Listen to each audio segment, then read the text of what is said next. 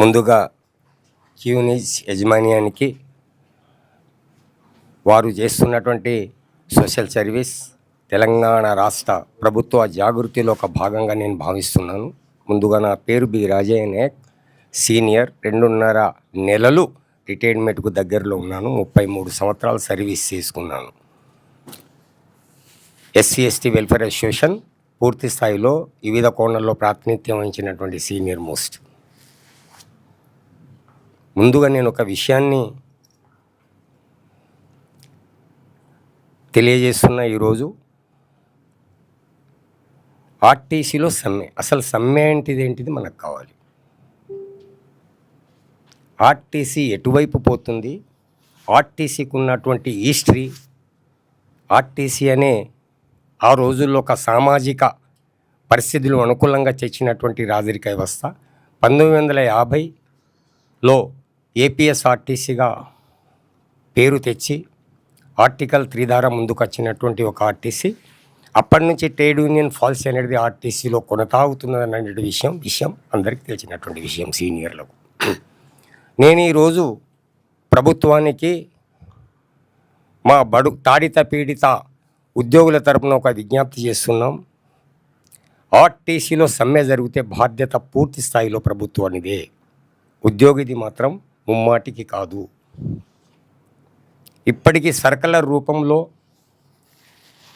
చట్టాల రూపంలో బెదిరింపులకు పాల్పడుతున్నటువంటి యాజమాన్యాన్ని కూడా ఈ సందర్భంగా ఈ విషయాన్ని నేను గుర్తు చేసుకుంటున్నా.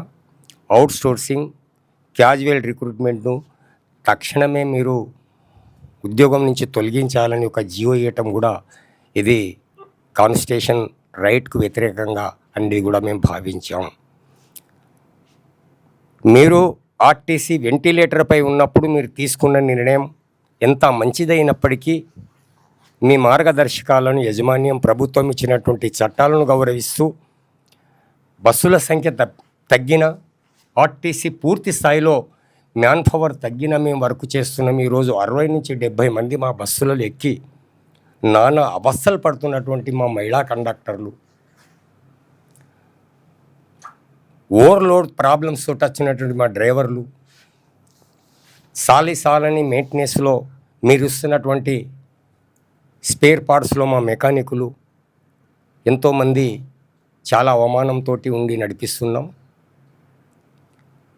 మీరు ఇచ్చినటువంటి మేనిఫెస్టోలో ఏదైతే మాకు చెప్పారో విలీనం అనే ప్రక్రియను చేయండి, సమ్మెను నివారించండి. సమ్మె చేయాలని ఏ ఒక్క ఉద్యోగికి ఆర్టీసీలో లేదు. ఇంకా కూడా మేము చాలా దరిద్ర రేఖకు దిగువ ఉన్నాం. చాలీసాలని జీతంలో మా రిక్రూట్మెంట్ అప్పుడు 40 రూపాయలండి ఒక ఆర్టీసీ డ్రైవర్. 40 రూపాయలకు బాంబయి పోవాలి లేదు. అంటే ఇంత దారుణమైన పరిస్థితిలో ఉన్నటువంటి మీకు ఈ టీవీ ఛానల్ ద్వారా మేము రిక్వెస్ట్ చేస్తున్నాం. సమ్మెకు కారకులు మీరైతారు, మేము కాదు. ఏది తొలగించినా ఏది తొలగించకపోయినా భయపడేది లేదు. గతంలో ఏదో ఫాసిజం 55 రోజులు సమ్మె చేయించి మమ్మల్ని అలచాలని చూసి ఈరోజు ఏ స్థాయిలో కూర్చున్నారో రానున్న కాలంలో మీరు ఆ స్థాయిలో కూర్చుంటడం గ్యారెంటీ అనే విషయాన్ని మీరు తెలుసుకోండి. టీవీ, పేపర్ ఛానళ్ళ కంటే గొప్ప మా ఆర్టీసీ సంస్థ. 5 నిమిషాల్లో ఎవరు ఈ ప్రాంతంలో గెలవగలుగుతారు, ఎవరు ఈ ప్రాంతంలో ఓడిపోగలుగుతారు, ఎవరికి ఎంత అనేది సమాచారం మా కండక్టర్ డ్రైవర్లో కొనసాగి ఉంటుంది. మీరు అది దృష్టిలో పెట్టుకోండి. ఒక అణగారిన బిడ్డగా మీరు ముందున్నారు. మీ జిల్లాలో పుట్టినటువంటి వ్యక్తిగా, మీ ఇంటి పక్కన ఉన్నటువంటి వ్యక్తిగా ఈరోజు రవాణా శాఖ మంత్రి వారిని మేము 2 చేతులు జోడించి నమస్కారాలు తెలియజేస్తున్నాం. ఇక్కడ ఉన్నటువంటి అందరు ప్రతినిధులకు చర్చలు పిలవండి, ఎవరో ఒక్కళ్ళు కాదు. చాలామంది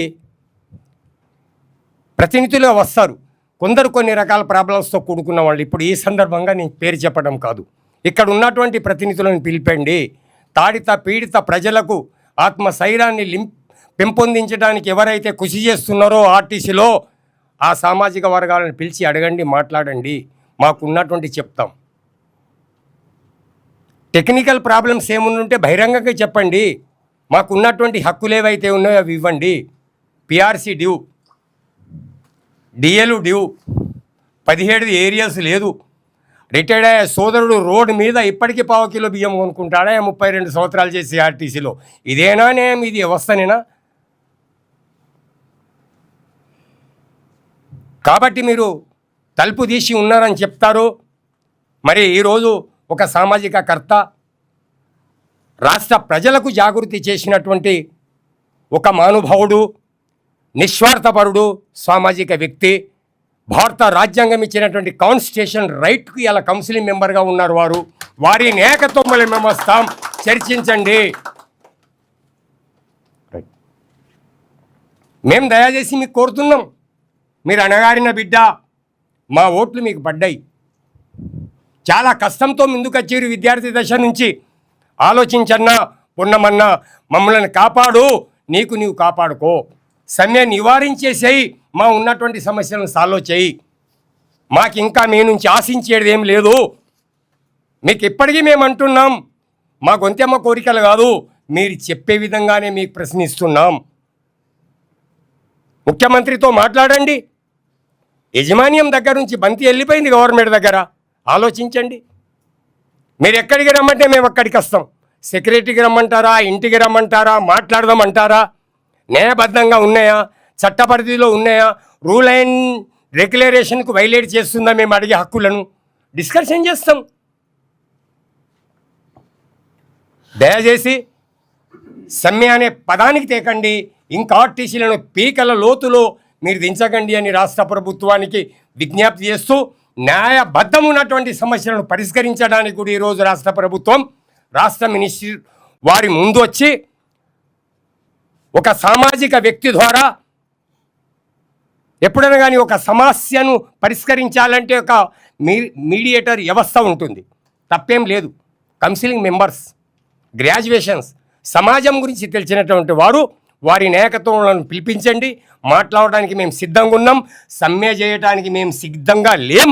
మీరు దృష్టిలో పెట్టుకోండి మా ఆందోళన. మమ్ములను కాపాడండి. 38 మంది చనిపోయామండి. 55 రోజుల సమ్మె చేసి ఎంత కష్టాలకు వీరు మేము ఇక్కడ బ్రదర్ ఉన్నాడు. ఒక ఉద్యమాన్ని తీసుకుపోయాం, మీరు ఆడినట్టు ఆడిపించారు. తీరస్థాయికులు మనల్ని బొందలగడ్డలకు పంపించినారు. ఆ దేవుడు ఉన్నాడో లేడో నాకు తెలియదు, కానీ ఈరోజు మీరు బొందలగడ్డలో ఉన్నారు. మమ్ములను పంపించడానికి మీరు ప్రయత్నాలు చేస్తే సమాజంలో నిప్పు కనికలై మ్రోగుతుందనే విషయాన్ని మీరు దృష్టిలో పెట్టుకొని మా ఒక మంచి డిమాండ్లను పరిష్కరించడానికి రాష్ట్ర ప్రభుత్వం ముందుకు రావాలని ఆశిస్తూ సెలవు తీసుకుంటున్నాను. జై భీమ్, జై తెలంగాణ, జై భారత్.